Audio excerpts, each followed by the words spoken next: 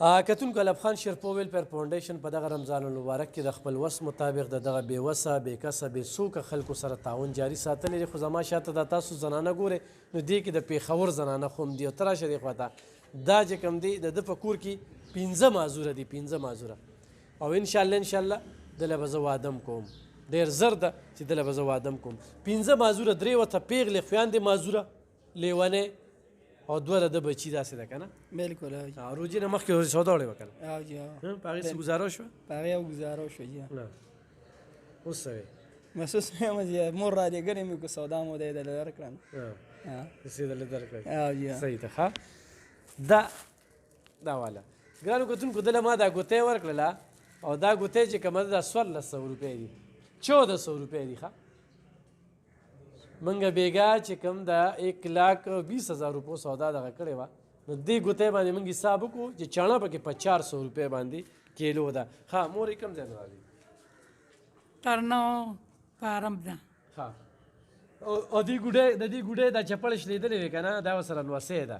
او یتیم هم ده که نه او یتیمه پلار یې مړ دی دا مولا اختر له خوشحاله بچي اوچا مسلم آبادم وطن دی الله م عزت وکړه د ډېر وخت نه ورکوئ خدای م خوشحاله کړه خدای م عزت وکړه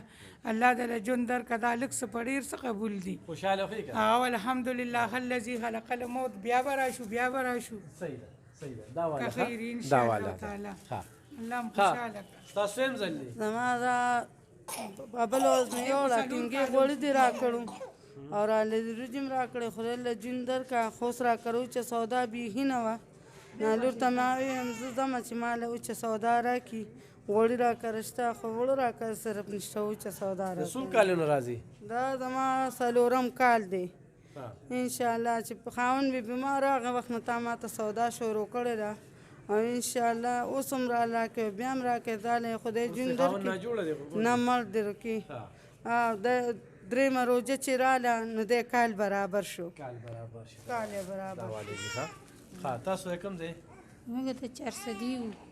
400 کې کوم ځای 400 کې د شیر محمد خان کلي ښه څه ژوند څنګه تېرېږي دې ځای ته چې ورسېدې ته دا ما ته تازیه ښودلې و زه رالم دلته بچي کور خوراک څښاک خوړو خوراک بیخي نو سرکاري نه دي شوي نه که نه سرکاري لا نه دي راکړې اوچه سودا دې پکار ده اول هم پکار دا واله ښه تاسو روکې زما خاوند چې دی هغه هېڅ کي او زه پلار ته ناست یم زموږ ډېره بېوسي د پلار مې د کرۍ په کور کې دی او زما خپل واړه راوستي دي هغه ته زه ناست یم هغه ماشي خوړلی دی زموږ د یو ټایم وي او د بلې ټایم زموږ نه وي ډېره د مجبورۍ د لاسه زه راغم او زه تا ته ودرېدم ستاسو بچي دي زما 15 او خاوند دی خاوند مې هېڅ کي هېڅ کي هېڅ نو کله یې سي کې ډېرې غوبلې او جنګونه ما سره کوي زه د پلار کېنولم زه پلار کرم دا ته موږ هم میاشته زه پلار ته ناست یم زه پردۍ جامې وینځم او زه خپل بچي ساتم په دې اتو میاشتو کې لیدلې دي نه نه د خپلو بچو تپوس کوي نه زما تپوس کوي الله دې کامیاب کړو کوم ځای زه زویه تنګي کې اوسېږم هم د پېښور زویه زما عمران به پاتې شوي دي بچې او ډېر بې ګناه تللي دي د دې دنیا او د هغې د یتیمانانو په حال باندې بچې بس تاسو رحم وکړو الله دې تاسو سره وکړي زویه او زه د ډېرې مجبورۍ نه رالم هغه یتیمانانو څه حال دی زویه په ځوان زلمې مې خبره بې ګناه په مترتاڼه کې دا دی خپل بیان ورکړی دی پرون بله ورځ دا دی تحریک کې راغلی دی زویه ته پېښور یې زه د پېښور بچې څو بچي دي د چا ستا زما خواته بچي دي 4 مې لوڼې دي او 4 مې زامن دي یو 3 سوړي دي پړه کې او یو ورکوټي کباړي دی او دا غټ رانه بس جدا دي او دا یو وفات شوي دي الله پاک دا زه ورته چوښوده چې پېښور نه رالي دلته خوشحالي درکړي زویه پېښور نه دلته رالي زه ورته چوښوده زما تنګي کې کور دی زویه اختر آباد کې مې کور دی بچې پوه شوې 1500 روپیه قریب ورکوم عبدالآباد نه راغلی یم څو کال دی والله 15 کال خو یې کېږي هلته به مې درکړو دلته هم راله سودا راکړي 400 ته هم راتلې او درتلم یې روژه کې رسویم ځل دا دویم ځل یې راغلو خو پخې وریجې موړي دي ځان سره څه موړي دي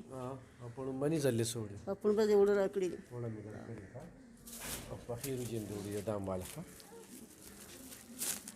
ګرانو کتونکو انشاءالله دا سلسله به مخ په وړاندې بوځو ستاسو تعاون او مرستې راسره وي دلته کې دا نشته چې دا د کمې پارټۍ ده دا څوک ده دا د کوم ځای ده چې د هر ځای نه راځي او چې سراسري نو ضرور به یې ورکوو چې نه وي نو ورته وي ځه ډېره مننه